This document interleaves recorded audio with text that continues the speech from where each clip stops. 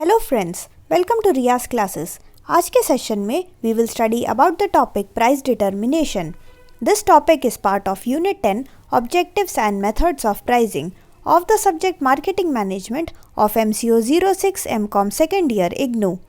Before we begin, if you like the videos that I am sharing, do hit the like button.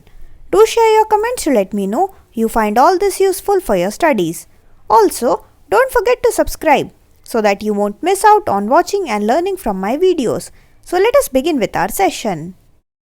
Next जो topic हमको पढ़ना है that is basic method of price determination. ठीक है, price को किस तरीके से डिटरमाइन करते हैं। काफ़ी सारे मेथड्स होते हैं जिससे हम प्राइस को डिटरमाइन करते हैं, तो वो क्या क्या अप्रोचेस हैं वो सारा अब हम आगे पढ़ेंगे। तो बेसिक मेथड्स के अंदर हम 3 तरीके के मेथड्स पढ़ेंगे जिससे कि हम प्राइस को डिटरमाइन करते हैं अपने प्रोडक्ट्स का।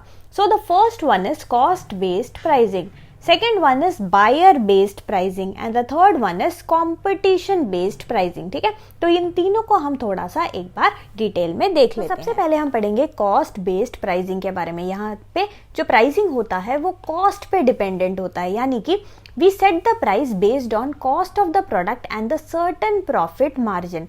हमारी कंपनी का मेन एम होता है प्रॉफिट कमाना। ठीक है, प्रॉफिट कमाना एक एम होता है, प्लस जितना भी पैसा हमने इन्वेस्ट किया है उन पैसों को रिकवर करना। ठीक है, तो 2 चीज़ें करनी है हमको। पैसा जितना भी हमने लगाया है प्रोडक्ट को बनाने में, जो भी फिक्स्ड वेरिएबल कॉस्ट हमें लगे हैं, जो भी हमने डिस्ट्रीब्यूशन के लिए कॉस्ट लगे हैं, एडवर्टाइजिंग के लिए, प्रमोशन के लिए, जो भी हमने मार्केटिंग मिक्स लगाए, उन सब के लिए जितना भी पैसा लगता है that will be our cost, और उन सारे कॉस्ट को हमको रिकवर करना है।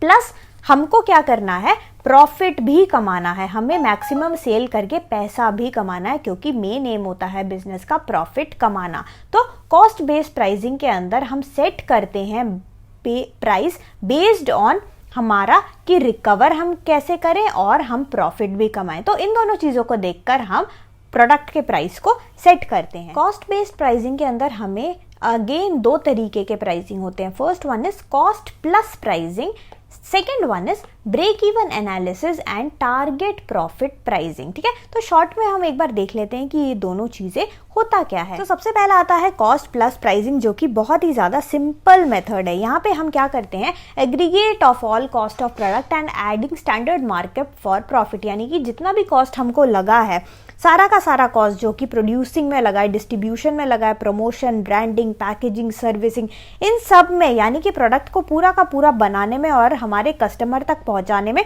जितना भी पैसा लगा है उसको हम ऐड करते हैं, और जितना हमको प्रॉफिट कमाना है उसको भी हम लिखते हैं। दोनों को प्लस करके हम कॉस्ट प्लस प्राइसिंग रखते हैं। ठीक है, ये दोनों का टोटल को हम प्रोडक्ट का प्राइस की तरह हम प्रेजेंट करते हैं। ठीक है, तो कॉस्ट बेस्ड प्राइसिंग में के अंदर कॉस्ट प्लस प्राइसिंग आता है, जिसके अंदर हम क्या करते हैं, जितना भी कॉस्ट हमें लगा प्लस हमें जितना भी प्रॉफिट कमाना है, दोनों को ऐड करके हम प्रोडक्ट का प्राइसिंग को सेट करते हैं। ये सबसे सिंपलेस्ट मेथड है कॉस्ट को सेट करना। एक और चीज, इस केस के अंदर आपका जो सेलिंग प्राइस होगा प्रोडक्ट का that will be equal to variable cost plus fixed cost plus your profit margin. ठीक है, आपका यानी कि जितना भी टोटल कॉस्ट है, टोटल कॉस्ट मैंने आपको क्या बताया था, total cost is equal to fixed plus variable cost. ठीक है, तो आपका fixed cost plus variable cost plus जो प्रॉफिट आपको कमाना है, प्रॉफिट मार्जिन जितना आपको चाहिए, ये सारा मिला के आप सेलिंग प्राइस सेट करोगे per unit of your product. ठीक है,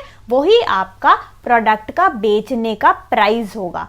this is known as cost plus price. Second हमारा कॉस्ट ओरिएंटेड अप्रोच है, that is known as break even analysis and target profit pricing. ठीक है, यहाँ पे हम क्या करते हैं, we decide profit and then determine the pricing. तो कंपनी जो है, कंपनी को ये इंश्योर करना है कि उसका जितना भी इन्वेस्ट उसने किया है, जितना भी पैसा उसने लगाया है, उसका उसको रिटर्न मिले। तो इसके लिए सबसे पहले कंपनी ब्रेक इवन एनालिसिस में क्या करता है, वो सेट करता है कि मुझे इतना प्रॉफिट कमाना है। जितना उसको प्रॉफिट कमाना होगा वो पहले से ही लिख लेगा that they want to earn. उसके बाद वो डिटरमाइन करता है कि हम अपने प्रोडक्ट का प्राइसिंग किस तरीके से रखेंगे ताकि हमने जितना भी बजट बनाया है प्रॉफिट का वो हम कमा सके।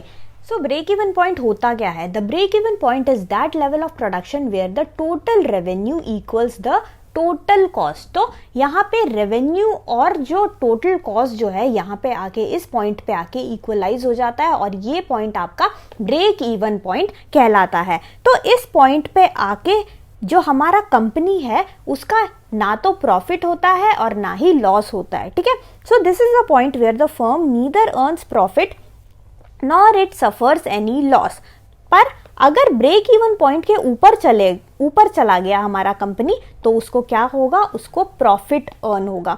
बट अगर इस ब्रेक इवन पॉइंट के नीचे गया तो उसको लॉस होगा, ठीक है। तो ब्रेक इवन पॉइंट एक ऐसा पॉइंट है जहां पे total revenue will be equal to total cost. जितना भी हमने कॉस्ट लगाया है और जितना भी हमको अर्निंग हो रहा है वो दोनों यहाँ पे इस पॉइंट पे आके बराबर हो जाता है और इस पॉइंट पे हमें हमारे कंपनी को ना प्रॉफिट होता है ना लॉस होता है। बट अगर इस पॉइंट के ऊपर चले गए तो हमें प्रॉफिट होगा और अगर इस पॉइंट के नीचे चले गए तो कंपनी को क्या होगा, लॉस होगा। सो ब्रेक इवन पॉइंट का फॉर्मूला होता है टोटल फिक्स्ड कॉस्ट, जो कि F से हम डिनोट करते हैं divided by the per unit contribution to fixed cost.